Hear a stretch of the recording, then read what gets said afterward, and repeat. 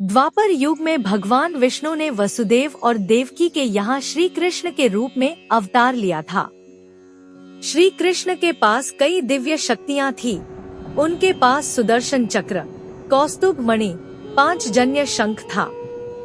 महाभारत और भागवत पुराण में राजा पौंड्रक के बारे में एक कथा बताई गई है।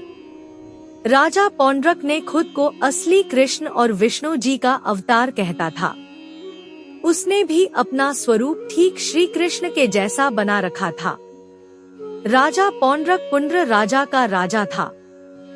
कुछ लोग ऐसा भी मानते हैं कि पौंड्रक काशी का राजा था।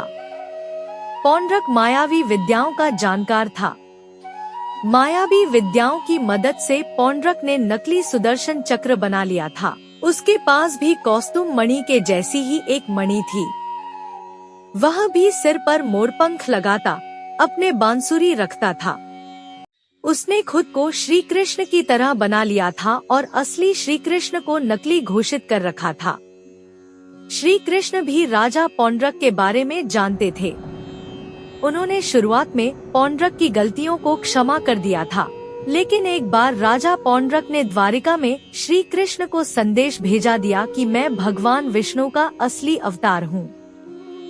तुम द्वारिका छोड़कर भाग जाओ या फिर मुझसे युद्ध करो। राजा पौंड्रक का संदेश पाकर श्री कृष्ण और बलराम उससे युद्ध करने के लिए पहुंच गए। युद्ध मैदान में श्री कृष्ण और बलराम ने राजा पौंड्रक को देखा तो वे हैरान रह गए, क्योंकि पौंड्रक के पास भी वह सारी चीजें थी जो श्री कृष्ण के पास थी और उसका स्वरूप भी श्री कृष्ण की तरह ही था। श्री कृष्ण ने पौंड्रक को युद्ध में पराजित कर दिया और उसका वध कर दिया। राजा पौंड्रक की कथा की सीख यही है कि हमें कभी भी किसी की नकल नहीं करनी चाहिए। असली हमेशा असली ही होता है। नकल करने के चक्कर हम खुद का ही नुकसान करते हैं।